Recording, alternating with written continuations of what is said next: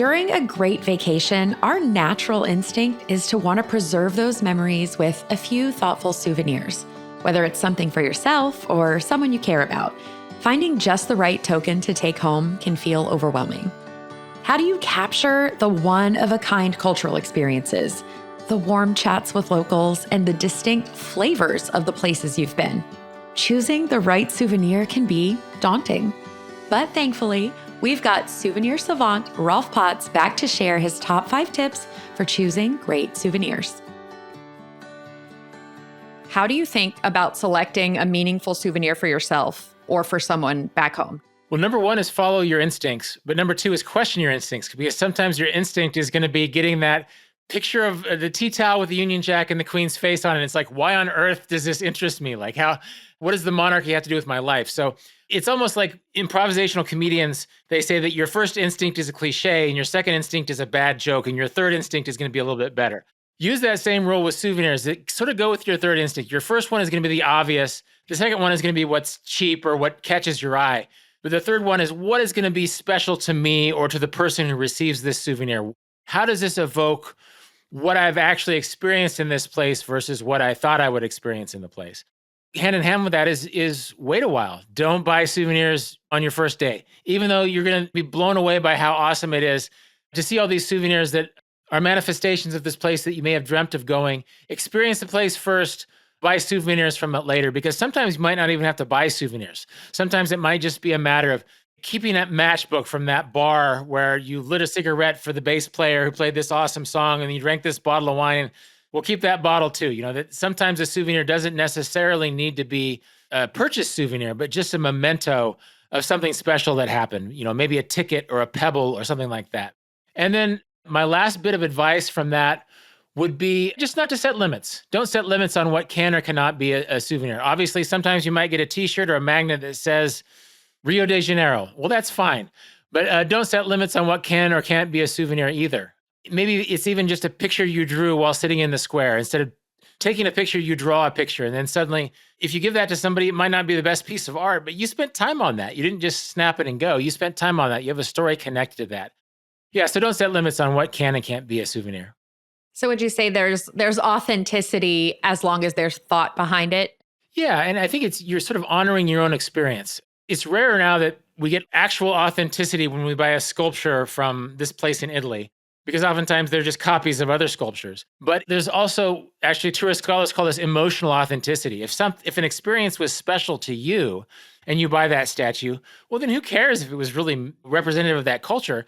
That was a special experience for you, and that can be something cool for you. And even if the bottle of wine that you buy in Paris is the local equivalent of $2 Chuck, you know, super cheap wine, well, who cares if it's not the best wine? If you had a great experience in that city, then you're honoring the emotional authenticity of that experience. And that's what matters. Or even, again, if you're buying gifts, find something that really honors not just your trip, but the person you're buying it for, so that it honors the relationship and the place that you went to.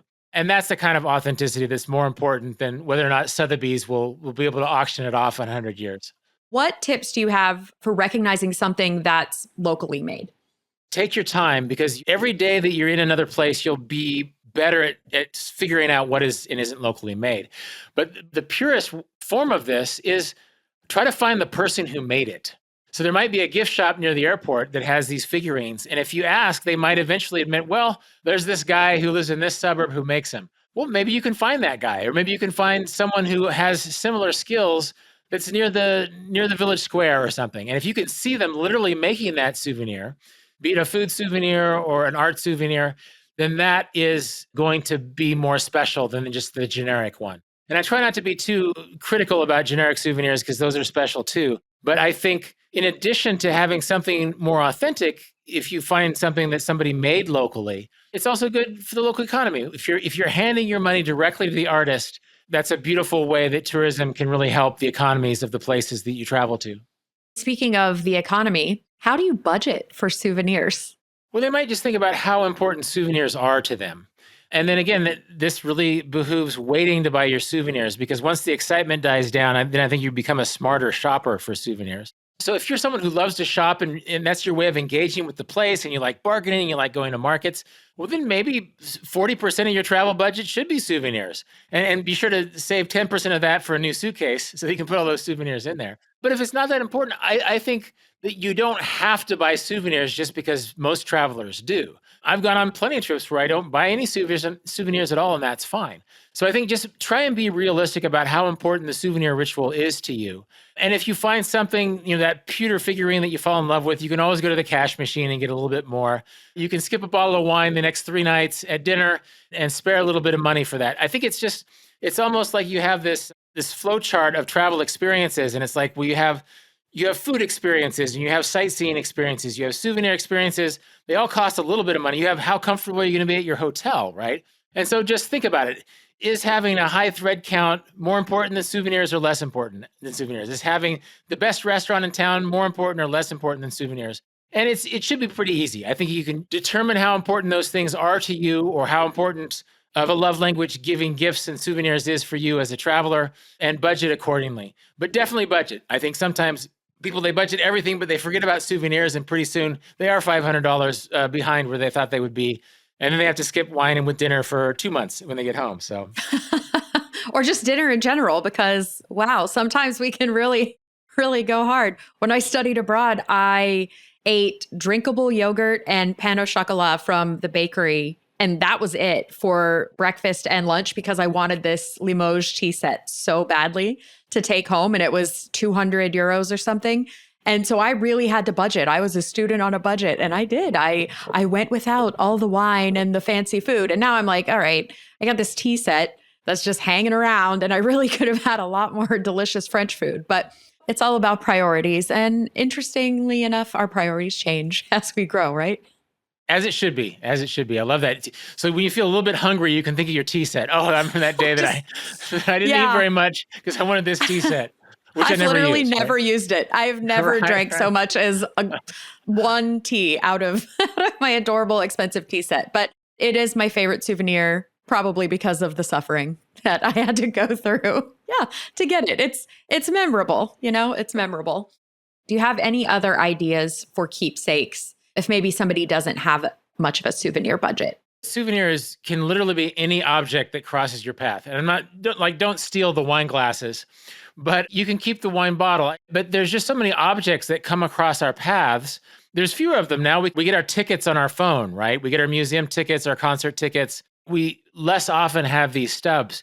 But yeah, any little object that comes across our day, maybe if we love that wine glass, we can ask to buy it from the restaurant. We don't have to steal it. But yeah, souvenirs don't just have to be things that are acquired from a gift shop. And sometimes they're more meaningful when they aren't. It's just like, or when they're not obviously a souvenir. It's just like, oh, I bought this book and I read it when I was in the Kalahari Desert. And reading it was as fun as the story itself. And so now that book becomes a souvenir. Or I went to a baseball game in the Dominican Republic.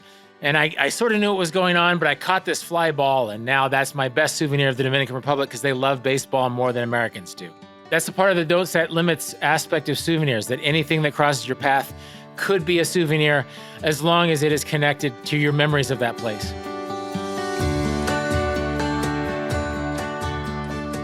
Rolf Potts, thank you for joining us. And thank you to our listeners for being with us. If you're planning a trip, be sure to connect with a AAA travel advisor. Check out AAA.com/travel or visit your local branch. This podcast is a production of Auto Club Enterprises. If you enjoyed it, please subscribe and leave us a review. I'm Angie Orth. Thank you for traveling with AAA.